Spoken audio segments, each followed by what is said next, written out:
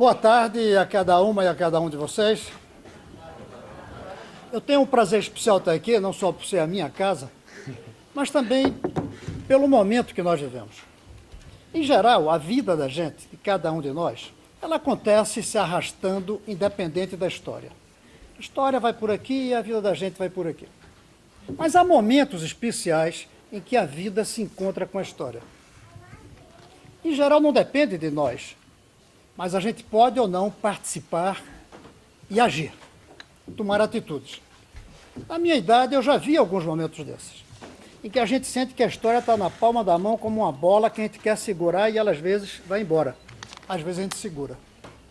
Eu tenho idade para dizer que vi o momento em que a gente tinha a bola na mão tentando fazer as reformas de base nesse país.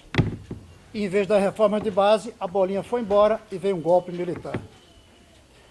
Participamos, aí já muitos aqui também, da luta pelas diretas e pela democratização. E parecia que ia chegar e a bola escorria. E a vida da gente continuava separada da história. Em 2002, nós seguramos a bola.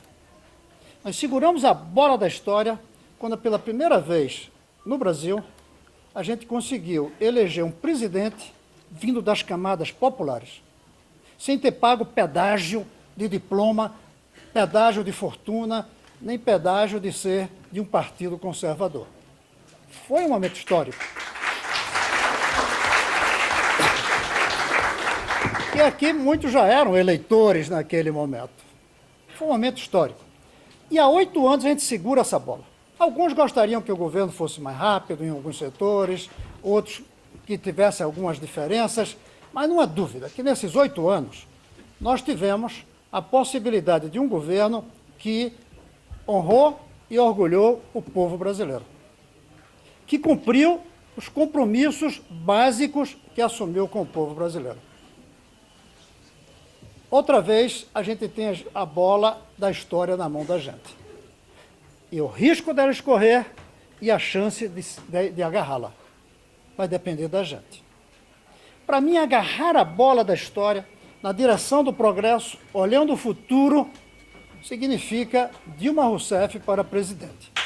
7 razões, e mais uma, por que Dilma Rousseff, e não Serra. Porque o PT e não o PSDB. A primeira razão é de cultura política. A eleição do Serra significa uma volta atrás na cultura política do elitismo que caracteriza a sociedade brasileira ao longo de toda a nossa história. É um passo atrás do ponto de vista da cultura do elitismo versus o povo, as massas, a população em geral. A gente não pode deixar que aconteça esse passo atrás.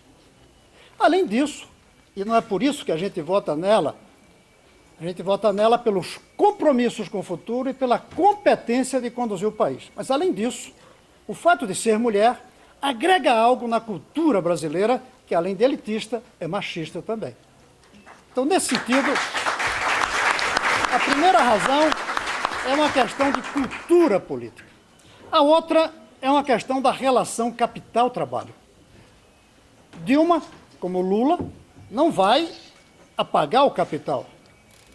Mas há uma postura diferente entre a relação com o capital a partir da ótica do trabalhador ou a relação com o trabalhador a partir da ótica do capital. Serra é a ótica do trabalhador visto pelo capital. A Dilma representa o capital visto na ótica do trabalhador. Por isso eu estou do lado dela. Por isso, eu estou aqui tentando segurar a história na mão para tê-la como nossa presidente. É completamente diferente a maneira como administramos o capital, sem romper com ele, sem rasgá-lo, olhando de acordo com os compromissos com os trabalhadores, como representa o bloco de partidos que estão com a Dilma. A terceira razão é uma questão de políticas públicas. Não há dúvida, há uma diferença fundamental entre a visão do lado nosso aqui e do outro lado no que se refere às políticas públicas.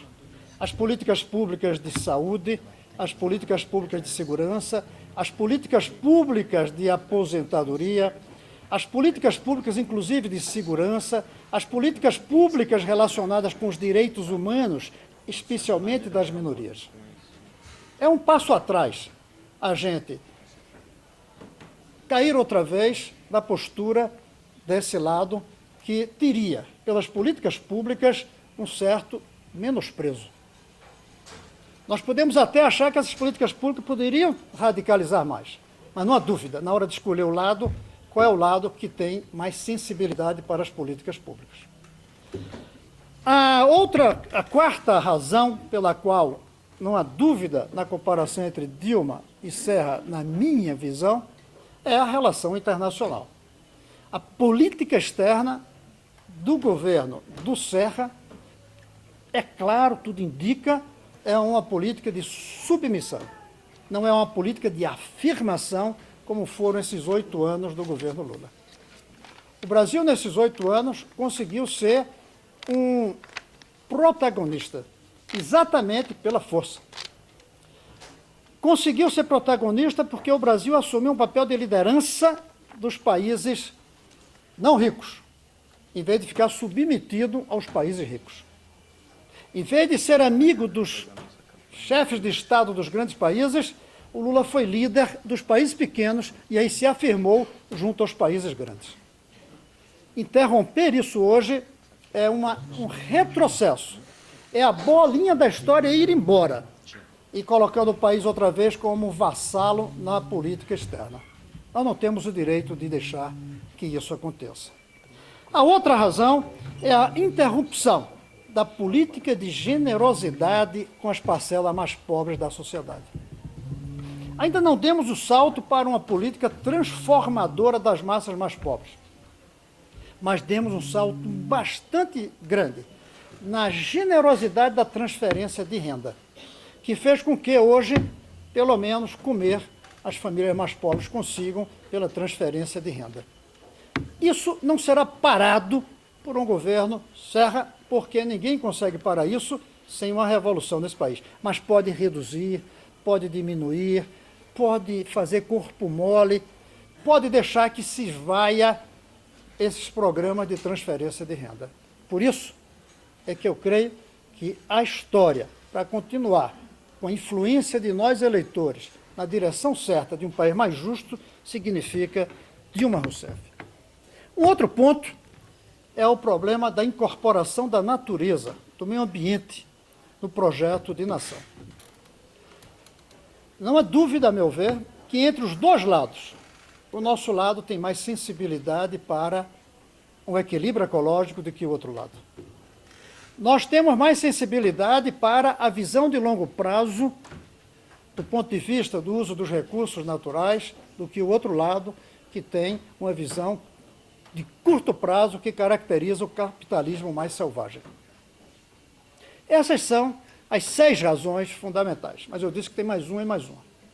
A mais uma é que, além de tudo isso, a Dilma faz parte do nosso lado.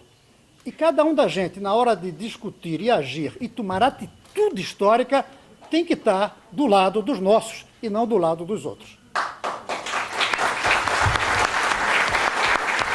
Temos todas as razões substanciais ao nível do concreto da política. E temos essa ao nível do simbólico da política. Essas são as 7, mas eu disse que tinha mais uma. É que não vai bastar um governo, nós temos que olhar a história na perspectiva de décadas adiante. E a Dilma, sem dúvida alguma, é uma ponte muito melhor para o que a gente sonha e que não acontecerá em 8 anos, talvez nem em 16, mas é uma ponte muito melhor do que o projeto de retrocesso do PSDB e do Serra. E aí eu quero falar um pouco como é que eu vejo o futuro do Brasil, além da ponte. Além desse próximo governo, do seguinte e do outro, e de outros talvez.